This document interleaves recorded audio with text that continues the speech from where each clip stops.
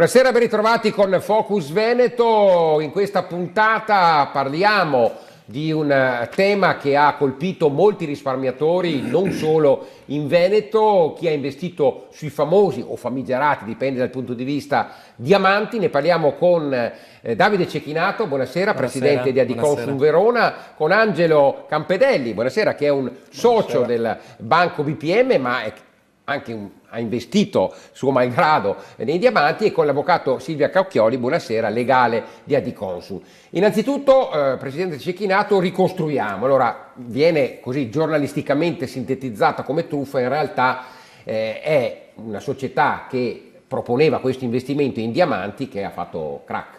Sì, una società che proponeva la vendita, o meglio l'acquisto di questi preziosi tramite il circuito bancario. E quindi tramite un soggetto referenziato nei confronti naturalmente. Che dava un po' la garanzia ai clienti. Assolutamente sì. E una pietra naturalmente che è illiquida, ovvero che non può essere venduta al di fuori di un circuito ben preciso. E quindi finché le cose andavano bene e le persone erano anche contente perché venivano acquistate queste pietre, magari poi rivendute dopo un periodo di carenza dove scadevano le commissioni di uscita. E qualche anno fa però una signora ha fatto una segnalazione, poi Report anche ha aperto un'indagine e si è scoperto appunto il problema dell'illiquidità di queste pietre, e da quel momento in poi tutti i risparmiatori che avevano acquistato i preziosi tramite le banche, lo ricordiamo che sono 4, Banco Popolare, BPM, Unicredit, Banca Intesa e Monte dei Paschi di Siena, e sostanzialmente hanno venduto questi preziosi, e quando è scoppiato il caso si è scoperto che in realtà avevano un valore ben differente da quello della vendita. Perché? Perché anche qui, lo dice l'antitrust nel suo provvedimento, non c'è stata chiarezza al momento della vendita di questi preziosi. Insieme a questi beni venivano venduti anche dei servizi come quello di custodia, di assicurazione, e quindi io non acquistavo solo un bene rifugio come veniva etichettato, acquistavo anche qualcosa di altro. E poi naturalmente le cose col passare del tempo, con il procedere delle indagini, sono affiorate tutte, e molti consumatori, io ricordo che in associazione non abbiamo mai avuto un caso così eclatante per massa di persone coinvolte, addirittura vediamo migliaia. Anche una riunione che avete organizzato. Ne abbiamo fatte più di 13 in tutto il territorio, sia a Verona che in provincia, siamo oltre il migliaio, davvero una situazione eclatante. Questo anche altre associazioni di consumatori hanno tutelato i risparmiatori in tutto il territorio veneto. Signor Campedelli, lei è un testimone di quello che è successo. Se non siamo indiscretti, quanto ha investito e quanto soprattutto ci ha rimesso in questa storia dei diamanti? Beh, io credo di rientrare tra gli investitori medio-bassi, a quello che mi è stato riferito dall'avvocato Caucchioli, e anche 15.000. Però una cifra comunque... Sono 2 piccolissimi diamanti per le mie 2 figlie. Perché infatti l'esempio che veniva portato molto spesso è che qualcuno ha acquistato questi diamanti per avere magari soldi per gli studi universitari, per eventuali cautele future. Per 1000 motivi possono essere, ognuno ha però i è propri. proprio il caso di dire amaramente che non è un diamante per sempre. No, anzi, io personalmente quello che è venuto meno è il rapporto di fiducia con la banca. Cioè lei si è fidato di chi l'ha consigliata? Beh, io sono stato contattato non da un agente dell'IDB, ma da un dipendente della banca che mi ha proposto di andare da loro perché avevano appunto questa operazione appunto in essere, era proposto come bene rifugio, quindi anche qua già la parola ti invita di più, perché in un periodo di crisi, di investimenti, di rendimenti, crisi finanziaria eccetera, bene rifugio ti fa pensare che non ci sia neanche un rischio. E invece poi è venuto fuori che il rischio era appunto a monte da questa azienda che proponeva questi diamanti. Si figuri che li ho acquistati nel 2013, era aprile, e una settimana dopo dell'acquisto avevano già un rendimento del 2,78% con le loro dichiarazioni. Ho ricevuto 10 mesi dopo sempre una loro comunicazione dove il rendimento a 10 mesi di distanza era del 6,03%. Una pacchia. No? Quindi ben superiore al benchmark, diciamo. Tutto falso, perché queste erano stime che facevano solamente loro. Solo sulla carta. C'è stata una protesta in occasione della recente assemblea dei soci del Banco BPM, abbiamo anche le immagini dove appunto gli associati, gli Addiconsum, hanno manifestato chiedendo la restituzione dei loro risparmi davanti alla sede dove si è tenuta l'assemblea dei soci. Sono già partite, Avvocato Quacchioli, alcune azioni legali per risarcimento. Con alcuni istituti di credito siete a buon punto, le cose possiamo dire che sono andate bene, con altri invece no, è così? Sì, è proprio così, perché diciamo che a fronte della pratica commerciale scorretta, che ormai è praticamente certa perché l'ha stabilito l'antitrust, quindi l'autorità garante per la concorrenza e il mercato, ha detto che è stata una pratica commerciale scorretta, perché appunto, come diceva il signor Campedelli, è stato venduto come un bene rifugio, un bene che in realtà non è rifugio, perché c'è un problema di inganno a monte che è relativamente al prezzo. L'antitrust ha detto che il valore della pietra si aggira tra il 20 e il 40% del valore per cui i consumatori li hanno acquistati. Quindi c'è stata anche una sovrastima.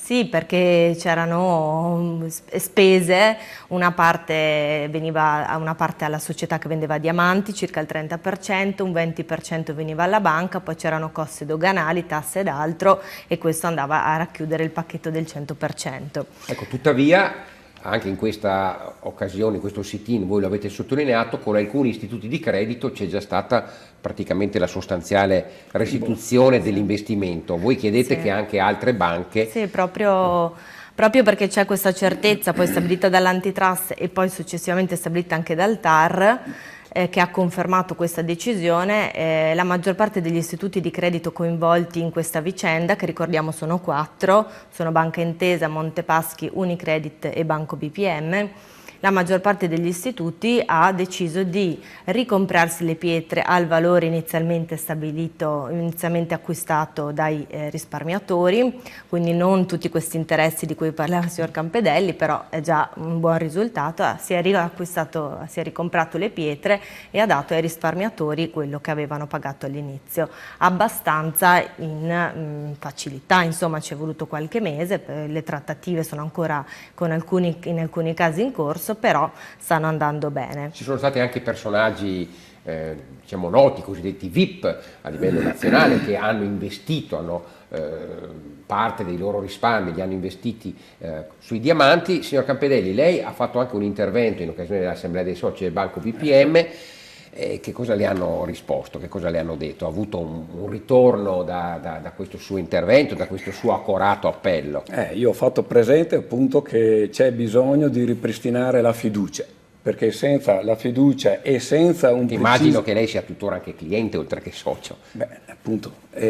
Quindi se non c'è questo ritorno della fiducia con un atto concreto di un ritorno del capitale investito, io ho detto in assemblea che ritiro il conto corrente e mi cancello dal Banco Popolare.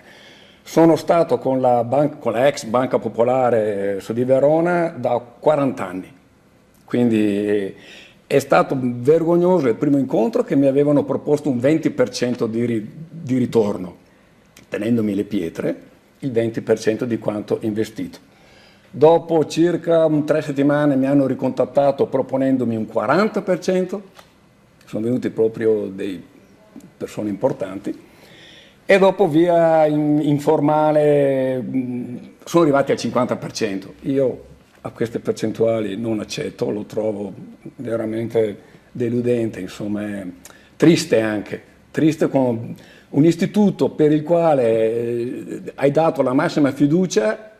No, se non arrivano almeno al 70% io ritiro il conto. Ecco, da questa testimonianza capiamo, Presidente Cecchinato, proprio che molti investitori, quindi molti clienti della banca, si sono sentiti colpiti sul fatto del venir meno la fiducia. È vero che è un po' cambiata la figura del direttore della filiale, soprattutto magari nei piccoli paesi. Una volta il direttore era un'istituzione, restava quello per tanto tempo, adesso c'è un ricambio, un turnover a volte vorticoso dei dirigenti e delle figure apicali all'interno di un istituto di credito. Ci sono state anche delle fusioni, però il cliente resta sempre al centro di una banca come di un qualsiasi altro ente che eroga servizi.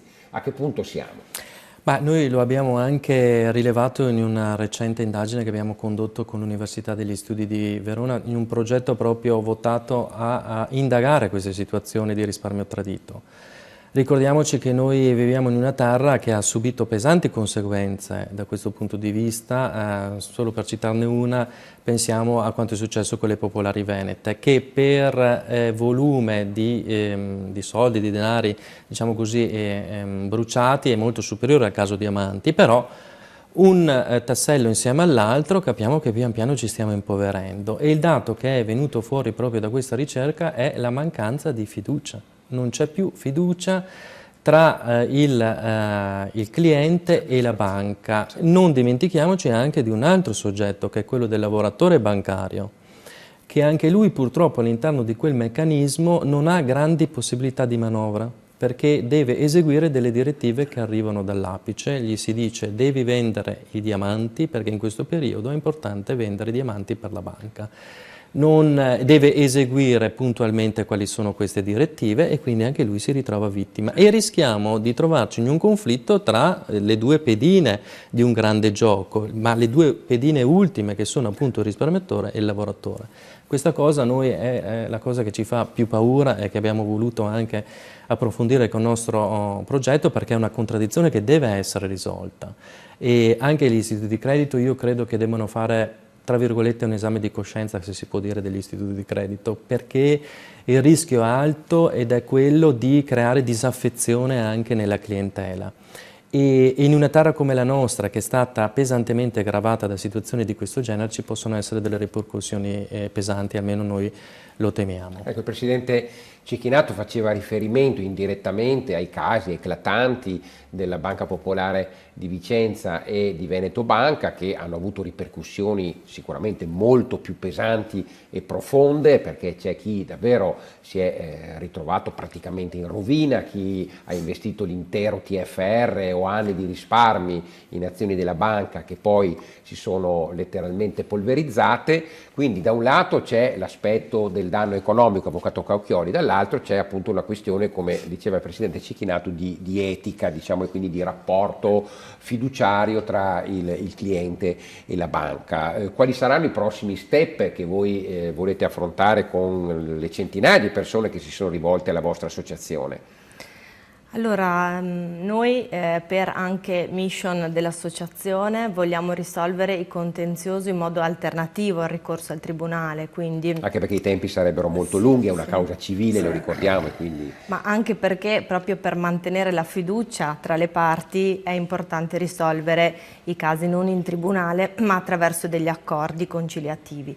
Quindi noi insistiamo con la banca perché aumentino le proposte in modo che i risparmiatori possano essere, se non del tutto soddisfatti al 100%, almeno per una grossa parte. Quindi transazioni extragiudiziali che potrebbero portare, come diceva l'Avvocato Cauchioli, ad accontentare i risparmiatori, chi ha investito nei diamanti, anche se senza riuscire a ottenere l'intera restituzione della somma investita. Sì, dopo la manifestazione che noi abbiamo fatto sabato l'altro abbiamo avuto un incontro con il banco lunedì scorso. È la banca ancora che, diciamo, è un po' in mezzo al guado rispetto alle altre. È quella per la quale purtroppo noi abbiamo il maggior numero di casi aperti, perché con le altre bene o male si stanno chiudendo. State raggiungendo delle transazioni positive. Con gli altri istituti sì, e al banco noi abbiamo proposto di aumentare queste offerte, e soprattutto per i piccoli risparmiatori come il signor Campedelli, cioè le persone che hanno messo in diamanti quella parte di capitale che avevano a disposizione per diversificare,